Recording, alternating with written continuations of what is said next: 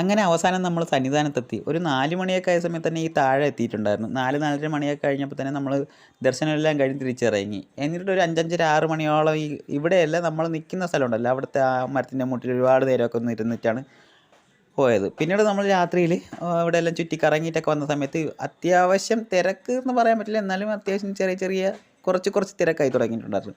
അങ്ങനെ നമ്മൾ അരവണെല്ലാം മേടിച്ച് തിരിച്ച് വന്നപ്പോഴാണ് ഇവിടെയെല്ലാം നല്ല തിരക്കായി. പിന്നെ രാത്രി പ്രത്യേകിച്ച് പരിപാടിയൊന്നുമില്ല. ഇത് ഈ കാണുന്ന തന്നെ പരിപാടി എന്തെന്ന് പറഞ്ഞാൽ ഇത്തിരിയായിരിക്കും, എന്നിട്ട് വീണ്ടും നടക്കും. അങ്ങനെ അവിടെ എന്തെല്ലാം കാണാനുണ്ടോ അവിടെ എല്ലാം കൊണ്ടുപോയി കാണിച്ചു കൊടുത്തു. ഈ കാണുന്ന സ്റ്റേജിൻ്റെ അപ്പുറത്തായിട്ടുള്ള ഇരിക്കാനുള്ള വിശ്രമ കേന്ദ്രത്തിലായിട്ടാണ് നമ്മളും പോയിരുന്നത്. അവിടെ ഇരുന്ന് നമുക്ക് ആഴിലെ ചൂടെല്ലാം തട്ടി അവിടെ കുറച്ച് നേരമൊക്കെ ഇരുന്ന് സത്യം പറഞ്ഞാൽ ഒരു പുതിയൊരു എക്സ്പീരിയൻസ് ആയിരുന്നു എനിക്കും അമ്മയ്ക്കും. അപ്പോൾ എൻ്റെ 5ാമത്തെ മലയാണെങ്കിൽ അമ്മയുടെ കന്നിമലയാണെങ്കിൽ രണ്ടും ഒരുപോലെ തന്നെയായിരുന്നു. അതിന് അവസാനം നമ്മളിപ്പോൾ അവിടെ നിന്ന് നേരെ ഹരിവരാസനം കേൾക്കാനായിട്ട് കയറിപ്പോയി. അവിടെ പോയി ഹരിവരാസനമൊക്കെ കേട്ട് ഭഗവാനെ പാടി ഉറക്കി നമ്മൾ തന്നെ ഒരു പങ്കാളിയായി.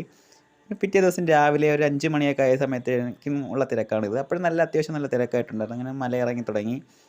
മുകളിൽ നിന്നുള്ള കാഴ്ചയാണിത്. താഴെ സന്നിധാനത്തെ കാഴ്ചകളെല്ലാം പകർത്തിക്കൊണ്ട് നമ്മൾ നേരെ പമ്പയിലോട്ട്.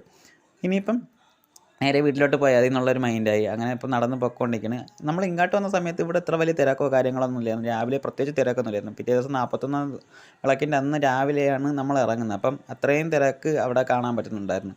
പിന്നെ അവസാനം നമ്മൾ പമ്പ എത്തിയിട്ടുണ്ട്. അങ്ങനെ പമ്പയിലെത്തി കുറച്ച് നേരം ഇവിടെ നിന്ന്, കാരണം എന്ന് പറഞ്ഞാൽ കൂടാവുന്നവരൊക്കെ സാധനങ്ങളൊക്കെ മേടിക്കാൻ വേണ്ടിയിട്ട് പോയിരിക്കുകയായിരുന്നു.